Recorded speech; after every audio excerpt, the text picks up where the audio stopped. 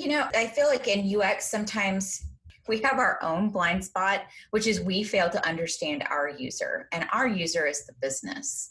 And if we better understood our user, then we would all get behind this idea of a universal certification in UX.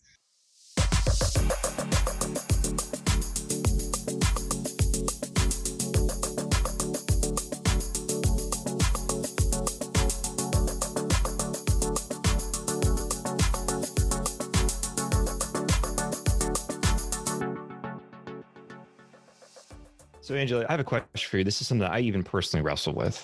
We know, as I was mentioning, that the way the maturity of UX is today, it's not like, I want to be a chemist. Okay, cool. Well, you have, go get a degree in chemistry. You can literally pick any university. There's probably a chemistry program. So it's kind of straightforward. UX is not, and it may not be that way for a decade or more. And so I hear a lot of people with career switching aspirations. They ask me like, is a certification enough? Do I need a certification and should I pursue one? Because it's financially more practical, time-wise more practical. And I wrestle with, would you hire someone who has a minimum bachelor's in some field and they don't have any kind of like formalized certification or any kind of more advanced degree in UX or human factors or human computer interaction, but they have a stellar portfolio? Really amazing portfolio work, and they're using like terminology, and they have it's concise, straightforward, it shows value. Would you consider hiring that person? Gosh, I think it really depends on where they got the certification from. And then anytime we have somebody that's switching careers, we were looking for a segue, and it's probably going to be a multi-step segue. Like, you're a PhD level chemist. How do you go from that to being a UX person? It is not going to be a one-step process. No. You're going to have steps in between, and the certification is just a piece of that puzzle. You're going to need to find in your existing organization an opportunity to work on a UX project, probably as a stakeholder. That would be the best thing to do. And then maybe move into that UX team, switching your roles, but you're still a subject matter expert. Then after you have your experience at that company, maybe you want to stay at that company, great.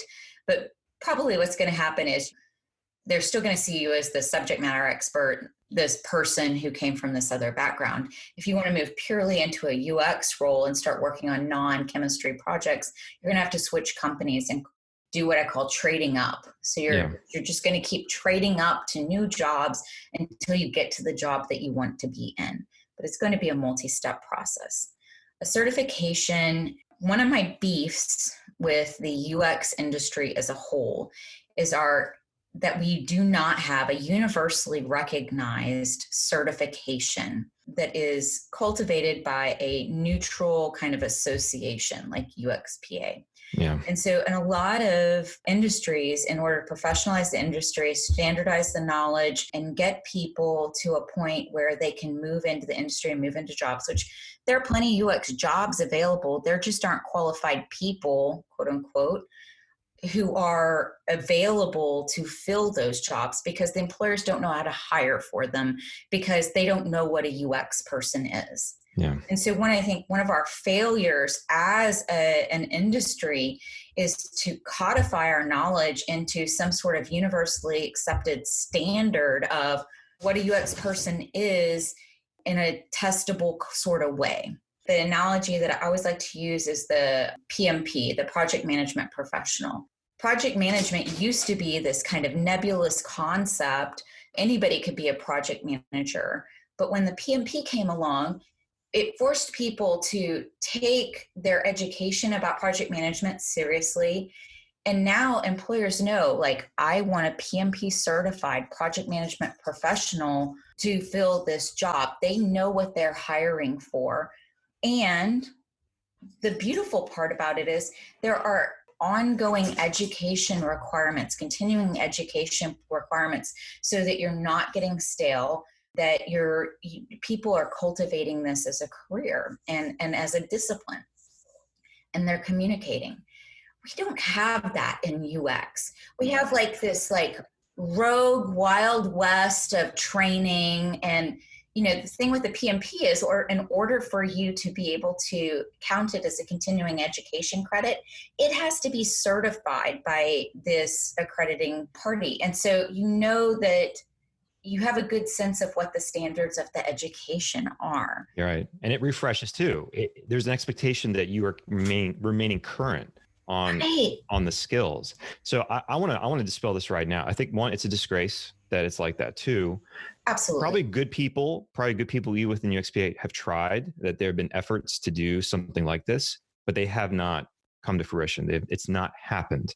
And so there's a lot of those training courses out there that maybe brand or otherwise communicate themselves as we are the gold standard. Like we are like that, like you're describing, Angela. That's not true. Like that is not, there's good ones out there. They're good. They're solid. They're not on the same level, the echelon you were describing, like with a PMP, which is like, oh yeah, I know exactly what that means. That is not the case. No. So be cautious about that.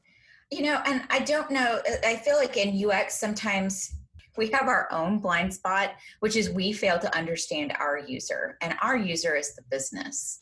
And if we better understood our user, then we would all get behind this idea of a universal certification in UX. But we have these personal biases against these things for reasons I do not understand. Like I cannot make sense of it other than it's a cultural thing. People who become UX people tend to have some similar cultural attributes. And so they eschew it and look down on it to their own detriment, to the profession's own detriment, to business's own detriment. And so they have effectively become their own worst enemy. Yeah. I wish like mad that there could be a movement toward a universally accepted standard for a UX professional, a certification, a multi-level certification. So you have like the novices and something to do with that, and like the apprentices. Like early on, you have the journeyman professional, and you have this master level. That would change the job market. That would change how much we're able to command in salaries. It would change even how people market training. It would just be so much better. Yeah. Yeah. So remember that. Remember the struggle that maybe you're going through or had gone through before, how miserable it was. Like, how do I break into this industry? How do I do this job? Remember that pain, and maybe more people that kind of reflect on that. Maybe they can galvanize a push to actually formalize this fully, so that it is as maybe as simple someday as I want to be a chemist. Okay, cool. It's clear for this. Here's what you need to do. Yeah. Here's what you need to do. Yeah. So Angela, let's talk about junior designers. Let's talk about people who have been doing this job a little bit, a few years. What other educational paths or options should they consider to further their career or get more skills? So it depends on what they want to do. Some UX people want to just stay in UX. I see a lot of researchers who just want to stay researchers. They just like research. I think that when you're selecting programs, you need to decide what you want to do next. Like, what's your next move? You need to have an understanding of what your career path is. And so if you're like a BA, a business analyst, or you're a project manager, or you have some work in UX and you want to formalize that education, like you already have some exposure, getting masters in UX is wonderful. If you are like me, which is I can't do just one thing, I'm like uber generalist, and you see like not just always staying in UX career, but doing other things. Like, I don't know why more UX people don't go get MBAs. That outside of having a universal certification and more UX people going to get MBAs would be so valuable, because UX people often, get this kind of rightly or wrongly label that they don't understand business. But if you have an MBA, like that just cuts that off right there. And it helps you empathize more with the business. So, in those cases, I say, yeah, go ahead and get that master's degree. So, but for MBAs though, is that for people who are like, I'm trying to make a sort of a shift into more product management type, or like more business oriented roles in an organization to leverage those skills, those additional skills that they're gaining through an MBA? I think that would be a good way to look at it. Or if you wanted to move up in the management ranks to be like the VP of UX, or you have to be able to demonstrate elegantly in some way that you have business knowledge and that you are talking the same language as the business. And that's one of the just real quick ways to do that. Okay. Angela, sometimes I like that you really brought up the subject of business. Do you sometimes feel that as designers, there's somewhat of a fear to take that path towards business? Because we're often in the creative aspect and maybe business can be considered a bad word. This is like one of the blind spots I think UX people have, is that, they get very much on the side of the user, right? I'm advocating for the user, with forgetting that they work for the organization.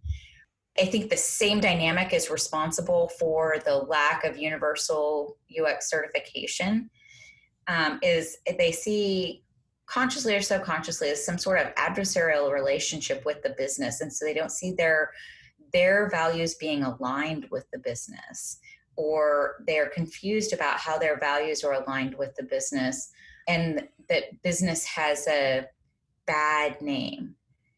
Some of that is because businesses ask UX designers all the time to do super unethical things that give UX designers the heebie-jeebies, right? Dark patterns. Dark patterns, that sort of thing. So totally understand on that, but business school covers ethics and how to deal with that. But I think that for whatever reason, they don't feel like they can wear the label of being a UX professional and a business person and somebody who's interested in business. And I don't think that that's true. I think that that's a fundamental misunderstanding of what business is and UX's role in business, because there's actually just a tremendous amount of overlap. I recommend for junior folks, like, to get more of that business knowledge.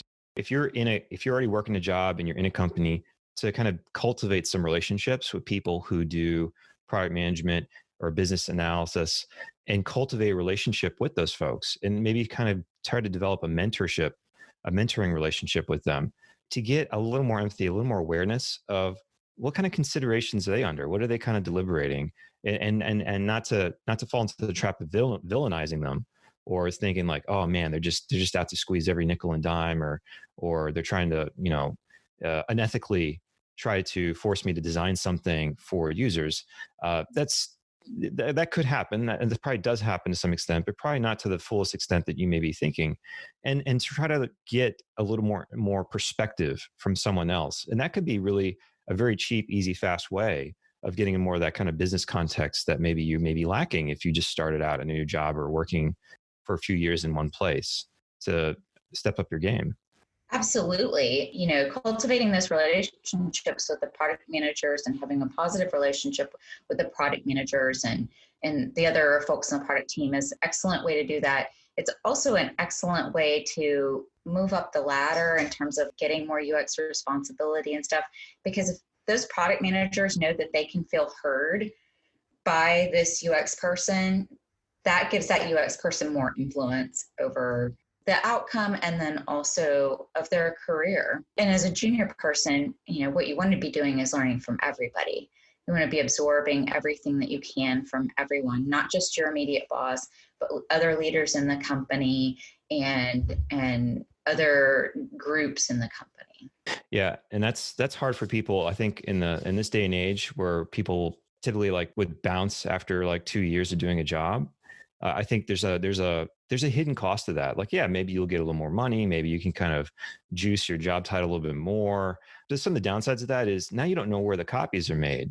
You don't know who does what. And you have to rebuild your relationship network.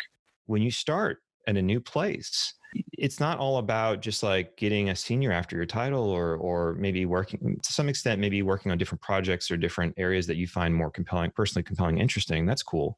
But understand the cost too, that when you bounce a lot, when you kind of float around, you do have to kind of reinvest in the relationships. How does this company work?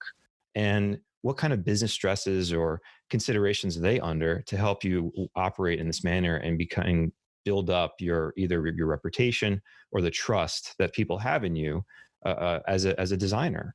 And so that's something that people kind of discount, or maybe I see they don't really fully grasp until they're in it for many years and why did I don't know what's going on. I don't have the seat at the table, that kind of thing. It's well, you just started working here 6 months ago. Like, what do you know, right? How do you know what this company's going through, what they're working through? Yeah. Well, and if you come in and you spend all your time trying to push your agenda, again, going back to that listening, pushing your agenda of how you think needs to be done, then you haven't done enough listening in order to be able to understand and make those recommendations.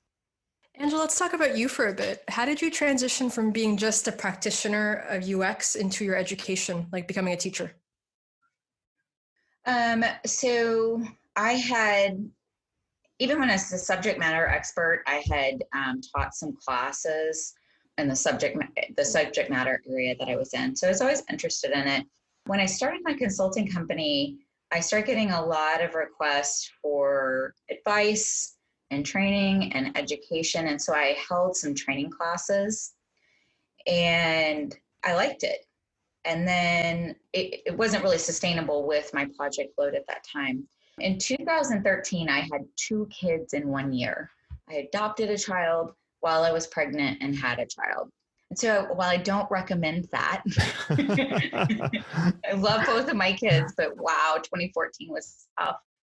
What is sustainable for me? And I decided I was going to focus more on teaching and research because, first of all, at that time period, and this is something I agree with, a lot of UX design has been moving in-house for the past 10 years, as it should, because there's a tremendous amount of design, institutional knowledge in design that is not easily recouped from a consultant. So that has started happening. I was like, I really just want to focus on research and training. And about that time, I feel like it's one of those things you put into the universe and the universe responds back.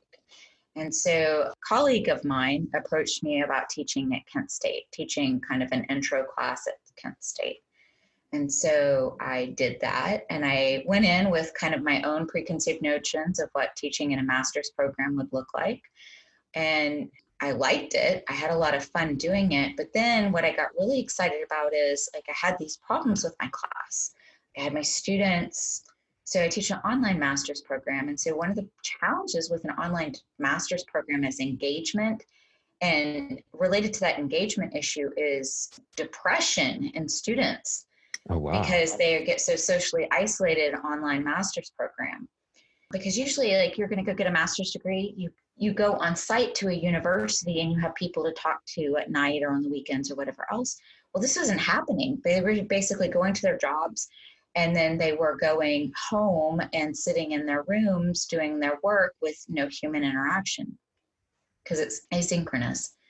And so what I started doing is, again, how I did to my life, applying the human-centered design methodology, I started applying it to my classes and my students. And then I got really interested. I'm like, okay, what can I do to make this situation better?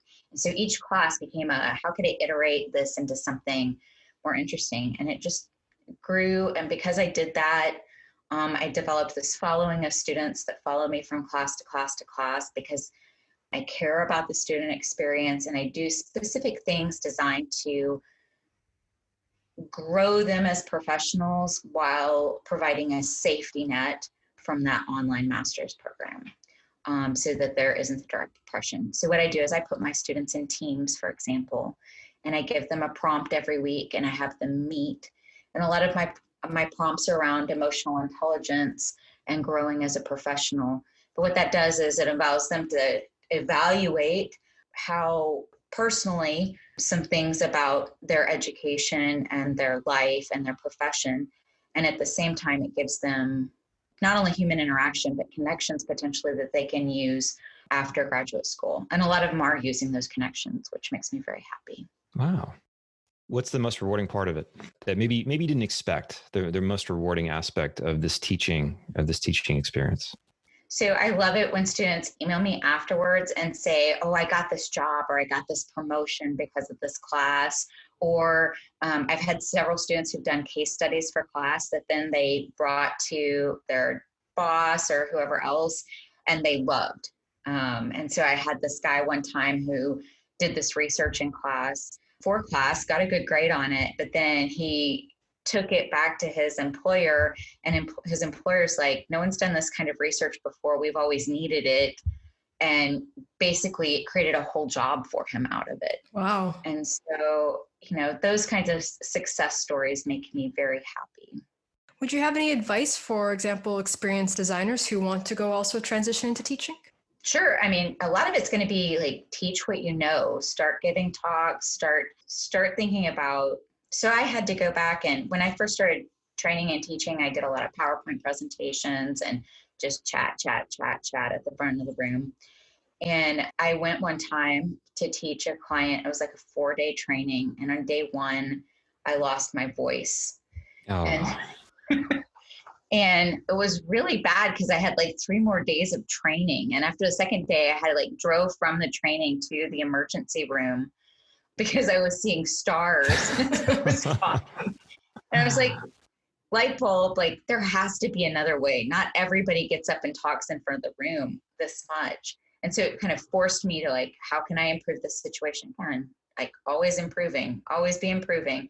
And so I went out and got additional training and certification around training, and that helped me a lot. And so I would say that as a person, as a UX person who wants to get into training or wants to get into teaching, really place some interest in what education looks like. And then also put it out there in the universe that you want to teach. I know that there are some boot camps that hire instructors. That might be a good first entry path. Network with people who are teaching. When I am looking to pull, so I sometimes have guest speakers in my classes. So when I'm looking to pull people in, I'm looking for people that have subject matter expertise already. And that if they have subject matter expertise already, then I can bring them into a class and ask them to teach something or speak about something. And the more of those you get, the better exposure it is to say, oh, now will you take this class? Does that make sense? Yeah, totally. Yeah. So Angela, thank you so much for your time. It has been super informative. I know that I learned a lot. How about you, Evan? I thought I knew a lot, and I actually learned a lot more. So thank you, Angela. This was really great. Education, it's never ending, right? No, always learning. So Angela, is there anything that you'd like to bring up before we finish? Actually, there is. I get a question a lot about unpaid internships and whether people who are looking to break into UX should accept unpaid or poverty wages paid UX internships. And my answer is no. I see a lot of job postings from employers that are basically asking for interns with like 5 years of experience, that are asking for exhaustive list of qualifications for what turns out to be an unpaid internship or a poverty wage paid internship. And I really think this is super unethical. It's a grave disservice to the employee or the contractor. Usually it's always a contractor, but it's also a grave disservice to the company, because what it says to me when I see those is that the company isn't sure how to hire a UX person. And so what they're going to do is they're going to get an intern, a low-level intern to dip their toe into UX. That's like the exact opposite of what you want to do. You don't want an intern who doesn't know what they're doing or doesn't have as much experience teaching you about UX. You need somebody more senior. Yeah. But then also there's a tremendous amount of institutional knowledge from companies that UX designers learn. Like as a UX professional, I'm learning all about the corporate strategy. I'm learning a lot of secrets about company secrets about how things are done and strengths and weaknesses of products. You don't want to be given that to an intern. And then from the intern's perspective, it's like free design work. The more that you accept these positions, the more that they will continue. And so I think definitely the unpaid ones, there should be no unpaid UX internships. Work is work. Yeah. And a lot of times UX people who are trying to get into UX need paid work, like proof of paid work in order to be able to get their next job. So it does not benefit the UX professional to do an unpaid internship.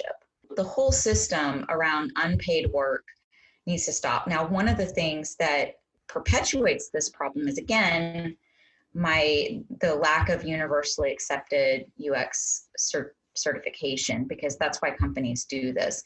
And what they do is they promise like, oh, if you do a good job as an intern, then maybe there's a possibility to coming on full time. But that doesn't always happen. And there's some companies that won't keep a contractor for more than a year without having like another 9 months of spacing before the person comes back. And so unpaid UX internships are unethical, they're unproductive.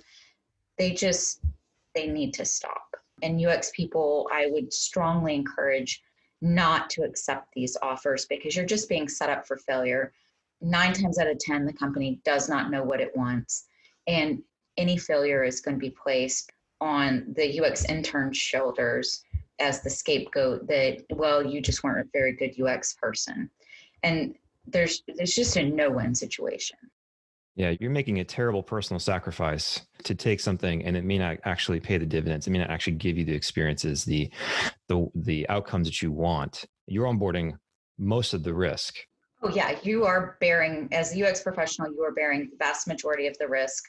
And usually the companies that offer these do not know what they want. And so this is their solution. Yeah. Is, well, we'll offer an unpaid internship or a low paid internship and kind of dip our toe into the water and see how it works out without really considering like how it's going to work out for the UX person or how it blows back negatively on the company.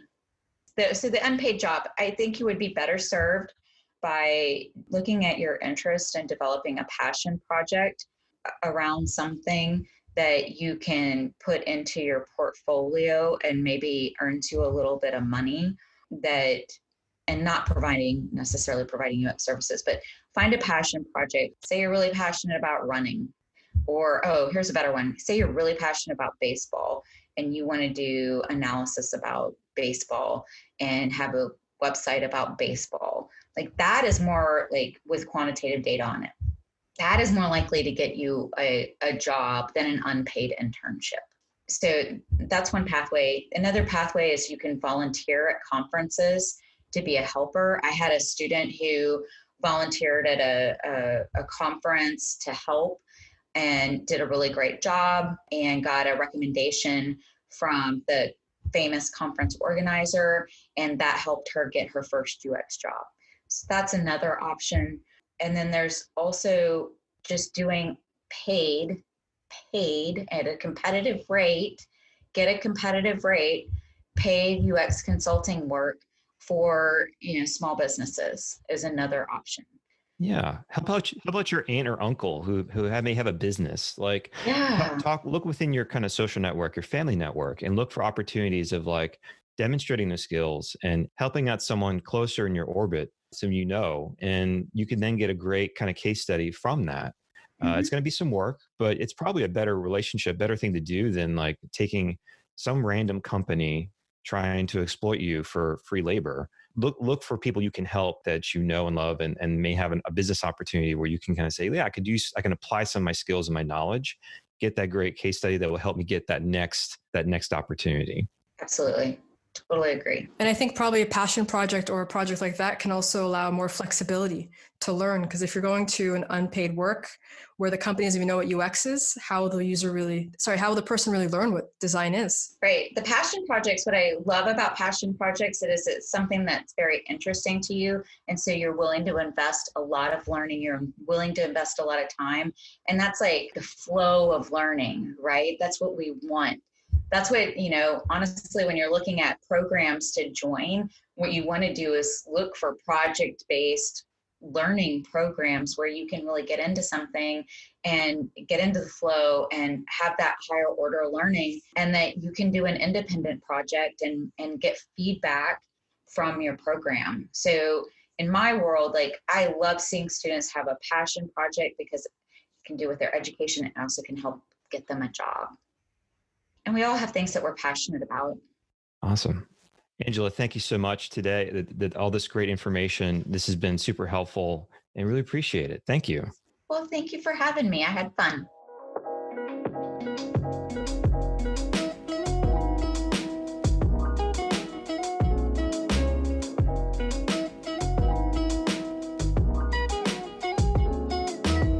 It's time to answer some audience questions. If you have a question about design and user experience you'd like to ask us, please send them to ascendux@pros.com.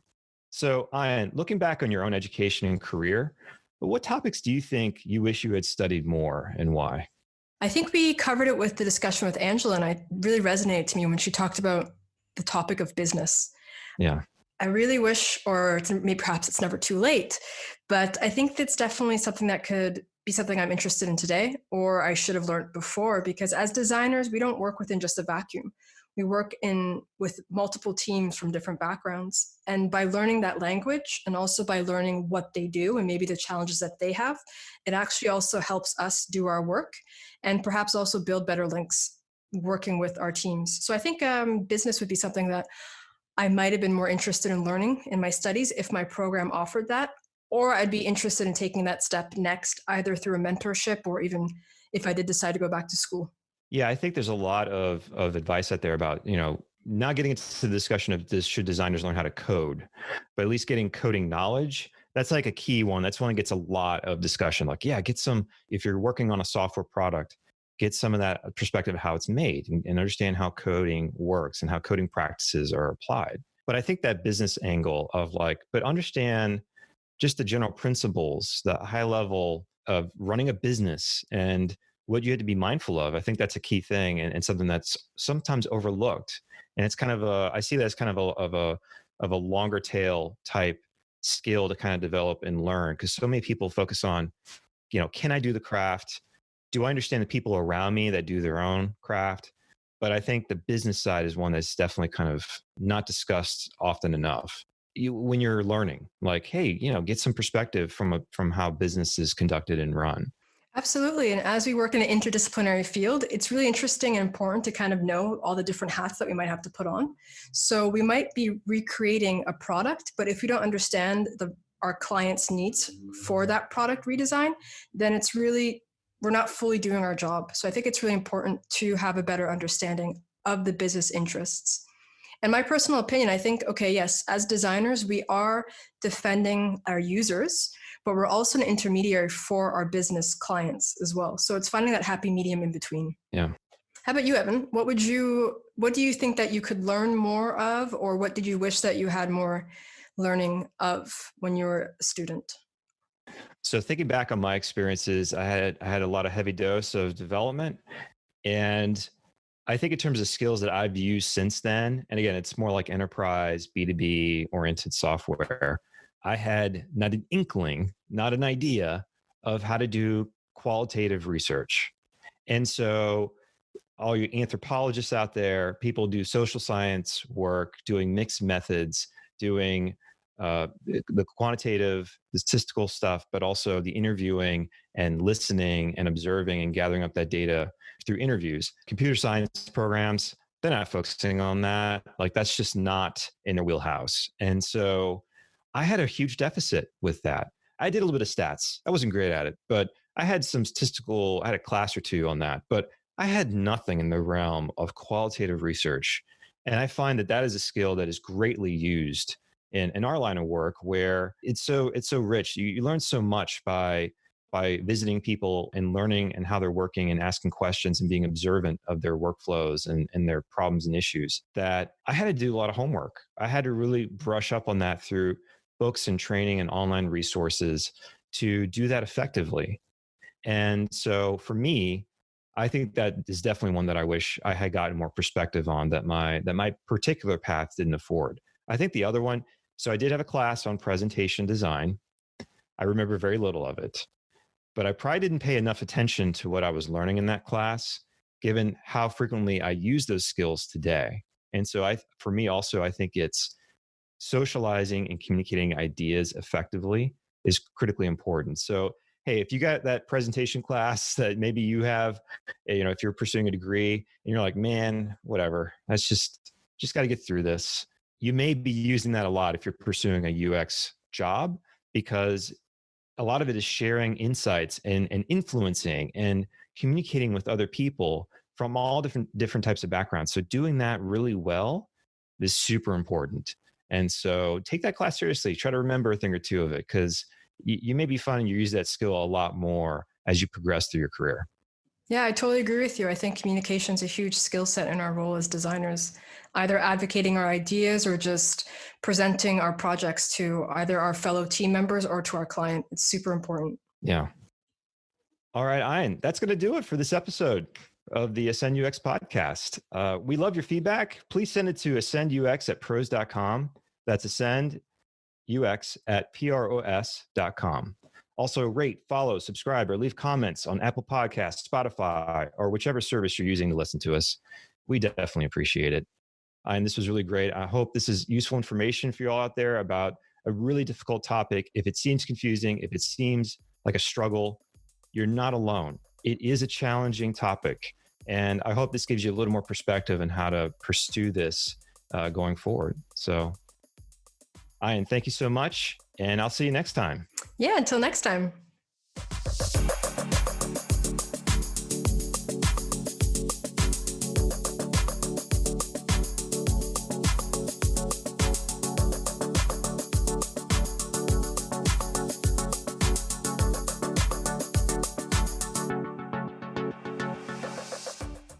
Thanks for listening to the Ascend UX podcast, a show made by the user experience team at Pros, a software company in Houston, Texas that develops AI-powered solutions for businesses. Learn more at pros.com/UX. That's PROS.com/UX. Our main theme music is by Ultravice. You can listen to more of his work at soundcloud.com/Ultravice. Also, thanks to Lakey Inspired for his music as well. You can listen to more of his work at soundcloud.com/Lakey Inspired. And special thanks to our editor and producer, Brandon Robinson. Stay gritty, friends.